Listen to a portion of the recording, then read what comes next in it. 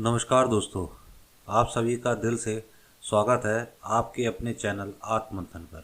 यह हम जीवन के उन पहलुओं पर बात करते हैं जिनसे हम हर दिन गुजरते हैं, लेकिन अक्सर उनसे सीखना भूल जाते हैं। आज मैं आपके साथ एक ऐसा विषय साझा करने जा रहा हूं जो न केवल हमारे जीवन को बदल सकता है, बल्कि हमारे अंदर की गहराई से शांति और संतुलन लाने में मदद करेगा। हम बात कर रहे हैं पतंजलि के अष्टांग योग के दूसरे अंग नियम की।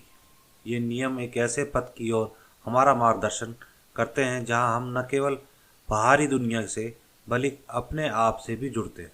इन 5 नियमों का उद्देश्य हम आत्मशुद्धि की ओर प्रेरित करता है, ताकि हम इस जीवन में सच्ची सुख, खुशी और शांति का अनुभव कर सकें। इन वीडियो को जो मैं बना रहा हूँ, एपिसोडों को, ये सिर्फ ये है कि आप तक वो जानकारी पहुँच सके जिसको आप अपने इस बिजी लाइफ में प्राप्त नहीं कर सकते। मेरी कोशिश ये है कि जितना सरल से सरल और संक्षिप्त आपको एक ऐसी गाइडलाइन या एक ऐसा मार्गदर्शन दिखाऊं ताकि आप अपने को उस आस्था से, उस योग से जोड़कर अपने जीवन को सफल बना। तो आज बात करते हैं नियम के बारे में। सोच, शरीर और मानसिक शुद्धता। दोस्तों, सोच का सीधा सा मतलब है शुद्धता, और सोच नियम का सबसे पहला भाग है। लेकिन ये केवल शरीर की शुद्धता तक सीमित नहीं है। क्या कभी आपने सोचा है कि जिस तरह हम अपने शरीर को साफ रखते हैं, क्या वैसे ही हम अपने मन को और विचारों को भी साफ रखते हैं? मन में जो नकारात्मक विचार हैं उसे साफ करना भी उतना ही जरूरी है जितना कि शरीर की सफाई। जब मन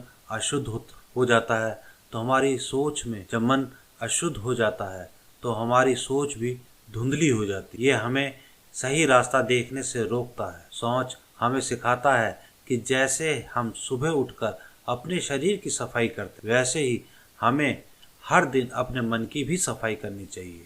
जब मन और शरीर दोनों शुद्ध होते हैं तब हमें सही दिशा दिखाई देती है और जीवन में संतुलन महसूस होता है। पॉइंट आता है संतोष या संतुष्टि। संतोष का मतलब है कि जो हमारे पास है उसमें खुशी और संतुष्टि महसूस करना। अक्सर हम बाहरी चीज़ों में खुशी ढूंढते हैं, ज़्यादा पैसा, बेहतर नौकरी, बड़ा घर, लेकिन क्या कभी सोचा है कि असली खुशी हमारे अंदर है, वर्तमान में है। संतोष हमें सिखाता है कि जो है वह पर्याप्त है। असली खुशी हमारे दिल में होती है, न कि बाहर की दुनिया में होती। संतोष वो भावना है जो हमें एहसास कराती है कि जीवन की सच्चाई, खूबसूरती साधारण चीज़ों में छिपी होती है। जब हम छोटी छोटी चीज़ों में खुश रहना सीख जाते हैं तभी हमें असली आनंद का अनुभव होता है। ये संतोष हमारे हर पल में खुशी ढूंढने की शक्ति देता है। तीसरा पॉइंट आता है तप। आत्म अनुशासन। तप का मतलब सिर्फ कठोर साधना नहीं है, बल्कि ये हमारे जीवन के हर छोटे छोटे निर्णयों में निहित है। तप वह आत्म अनुशासन है जो हमें मुश्किल समय में भी सही दिशा में बनाए रखता है। यह हमारे अंदर धैर्य, सहन शक्ति को बढ़ाता है, ताकि जब जीवन कठिन हो तब भी हम टूटे नहीं बल्कि और मजबूत होकर उभरे। तप वो आग है जो हमारे भीतर जलती है, हमें दृढ़ बनाती है। जीवन की मुश्किलें कभी कभी हमें कमज़ोर करने के लिए आती हैं, लेकिन जब हम तप के रास्ते पर चलते हैं तो वह मुश्किल हमें संवारने का काम करती है। तप हमें सिखाता है कि अंधेरे के बाद ही उजाला होता है। चौथा पॉइंट जो आता है वो आता है स्वाध्याय। आत्म अध्ययन। स्वाध्याय यानी कि खुद को जानने का प्रयास। क्या आप कभी अपने आप से सवाल पूछते हैं कि मैं कौन हूँ, मेरी सोच क्या है, मेरी भावनाएं मुझसे किस दिशा में ले जा रही हैं? स्वाध्याय सिर्फ शास्त्रों का अध्ययन नहीं है, बल्कि ये हमारे मन, हमारे विचार, हमारी आत्मा का अध्ययन है। यह हमें अपने भीतर छिपी हुई सच्चाइयों को जानने में मदद करता है। स्वाध्याय हमें अपने भीतर की यात्रा पर ले जाता है। जब हम अपने आप को समझने लगते हैं तब हमें जीवन के सही अर्थ का पता चलता है। ये एक ऐसी यात्रा है जो कभी समाप्त नहीं होती, बल्कि हर दिन हमें कुछ नया सिखाती। उसके बाद आता है ईश्वर प्रणिधान, यानी कि ईश्वर में समर्पण। ईश्वर को अपने आप को समर्पित करना, हर कर्म को ईश्वर को समर्पित कर देना, यह समर्पण हमारे अहंकार से मुक्त कराता है। और इसका सबसे बड़ा उदाहरण मुझे गुरुद्वारों में मिलता है। हम जो भी करते हैं अगर उसे ईश्वर की कृपा मानकर करते हैं तो हमारे अंदर एक अद्भुत शांति का जन्म होता है।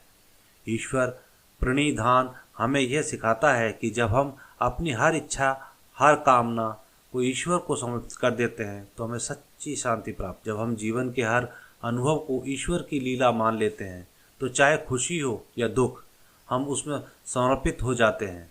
समर्पण हमारे अहंकार से मुक्त कराता है और हमें यह समझाने में मदद करता है कि हम इस जीवन के माध्यम से ईश्वर की इच्छा को प्राप्त कर रहे हैं। जब ये समझ हमारी आत्मा में गहरी होती जाती है तब हमें सच्ची शांति का अनुभव होता है। तो दोस्तों, ये थे योग दर्शन के दूसरे नियम, यानी कि नियम जिनका पालन हम मानसिक और जिनका पालन हमें मानसिक और आत्मिक शुद्धि की ओर ले जाता है। ये नियम हमें अपने जीवन में संतुलन, अनुशासन और सच्ची खुशी की ओर ले जाने का मार्ग दिखाता है। जब हम इन नियमों को अपने जीवन में उतारते हैं तो हमारे मन, शरीर और आत्मा का मेल होता है और तब हमें असली आध्यात्मिक आनंद का अनुभव होता है। अगर ये चर्चा आपके दिल को छू गई हो तो इसे ज़रूर लाइक और शेयर करें। और हाँ, हमारे चैनल आत्ममंथन को सब्सक्राइब करना ना भूलें, क्योंकि इसी तरह के और भी गहरे आध्यात्मिक विषयों पर हम आपकी यात्रा को और भी खूबसूरत बनाने के लिए तैयार हैं। धन्यवाद। नमस्कार।